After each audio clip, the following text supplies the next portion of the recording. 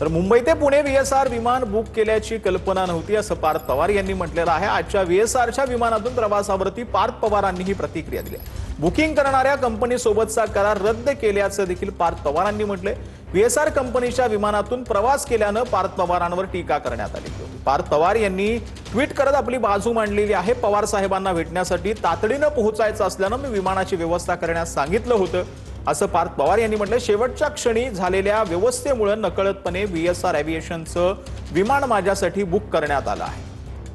विमानतळावर पोहोचेपर्यंत आणि विमानापर्यंत जाईपर्यंत हे विमान VSR एव्हिएशनचं असल्याची मला कोणतीही कल्पना नव्हती असं पार्थ पवार यांनी म्हटलंय। संबंधित विमान बुक करणाऱ्या एजंटशी असलेला करार आम्ही तात्काळ रद्द करत आहे असं देखील यावेळेला पार्थ पवारांनी सांगितलं।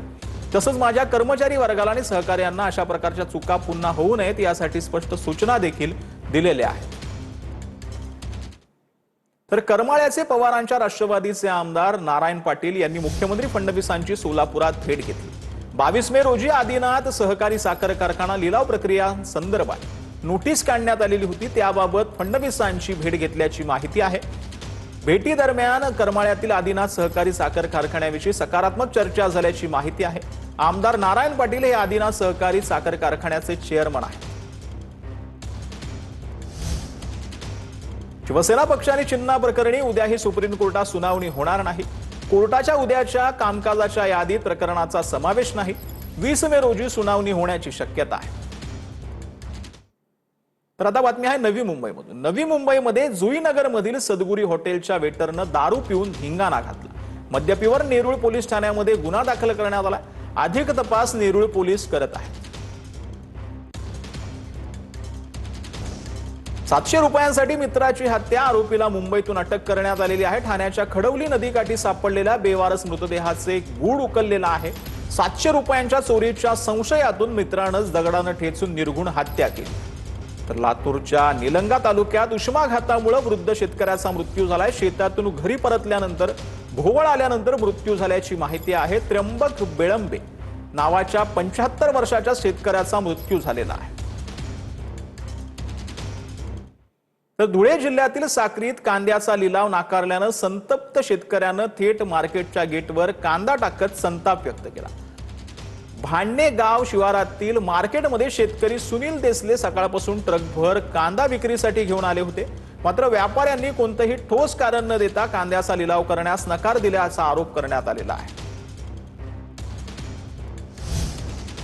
जळगावच्या पारोड्यामध्ये लाचलुचपत विभागाची कारवाई पाहायला मिळते। कुटीर रुग्णालयात सहाय्यक कार्यालयीन अधीक्षकास लाच घेताना अटक करण्यात आली। 2000ची लाच घेताना रंगेहात अटक करण्यात आली। गुन्हाही दाखल करण्यात आलेला आहे। तर पुण्याच्या देहू रोड शहरामध्ये गोळीबार झालाय। यामध्ये एकाचा मृत्यू झालाय। देहू रोड शहरातील पंडित जवाहरलाल नेहरू मंगल कार्यालयाजवळ हा गोळीबार झालेला आहे। रमेश रेड्डी याच्या डोक्यात गोळी लागल्यानं तो गंभीर जखमी झालाय। देहू रोड येथील आधार रुग्णालयामध्ये उपचारासाठी दाखल करण्यात आले। पोलिसांकडून हल्लेखोरांचा शोध सुरू आहे। रमेश रेड्डी असं मृतकाचं नाव आहे। हॉस्पिटलला नेल्यावर त्यास मृत घोषित केलं। YCM येथे फर्दर PM साठी पाठवण्यात आलेलं आहे। गुन्हा दाखल करण्याची प्रक्रिया सुरू आहे। यामध्ये मारेकरी जे आहेत त्यासाठी आमच्या सर्व टीम्स तैनात आहेत। फर्दर इन्व्हेस्टिगेशन सुरू आहे। काय कारण नक्की समोर येते प्राथमिक की कशामुळे ही हत्या जी आहे ती झालेली आहे? याबाबत प्राथमिक माहिती एवढीच आहे। फर्दर इन्व्हेस्टिगेशनमध्ये सर्व गोष्टी समोर येतील। तर धुळ्याच्या शिंदखेडा तालुक्यातील 13 गावांमध्ये खासगी विहिरीच्या अधिग्रहणाला मंजुरी देण्यात आली। जिल्ह्यामध्ये तापमानाचा पहारा 44 अंशांच्या पुढे गेला आहे। त्यामुळे शिंदखेडा तालुक्यामध्ये पाणी टंचाईचं सावट आहे। दरम्यान विहिरीचं अधिग्रहण केल्यामुळे 25,000 नागरिकांना दिलासा मिळणार आहे। तर साताऱ्याच्या शिरवळमध्ये ग्रामपंचायत मतदानादरम्यान वाद झालेला आहे। गर्दी केल्याच्या कारणावरून 2 गटांमध्ये वाद झालाय। पोलिसांनी दोन्ही गटाच्या कार्यकर्त्यांवर सौम्य असा लाठीचार्ज केल्याचा आरोप आहे। लाठीचार्जमुळे संतप्त मतदारांनी पोलीस स्टेशन समोर जो आहे तो आंदोलन केलं। संबंधित अधिकाऱ्यांवर कारवाई करण्याची मतदारांनी मागणी केलेली आहे।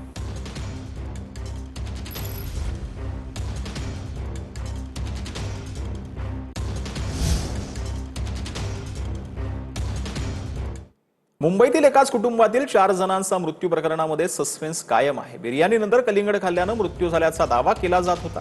मात्र अहवाल आल्यानंतरच मृत्यूमागचं खरं कारण स्पष्ट होणार आहे. दरम्यान या कुटुंबातील लोकांचं सर्वात आधी चेकअप करण्यासाठी आलेल्या डॉक्टरांनी TV9 मराठी सोबत बातचीत केली. 10 बजे के आसपास कुछ लोग मुझे बुलाने आए यहाँ पे घर में कि तबीयत ज़्यादा बिगड़ गई है, 4 लोगों की बेहोश जैसे हो गए, कुछ जवाब नहीं दे रहे. तो वो लोग ड्राउजी स्टेट में थे, कुछ रिस्पॉन्ड नहीं दे रहे थे. इतना आई ओपनिंग था उनका. उसमें एक डॉक्टर जो था उनका कंडीशन काफ़ी सीरियस हो चुका था. उनके मुंह से फ्रॉदिंग चालू हो गया था और ब्रीदिंग अच्छा नहीं था बच्ची का, और पल्स भी नहीं मिल रहा था मुझे. तो मैंने तभी उनको CPR दिया, जो चेस्ट कॉम्प्रेशन वगैरह है, रिवाइव करने की कोशिश की, लेकिन इतना रिस्पॉन्ड नहीं किया उसने बच्ची ने.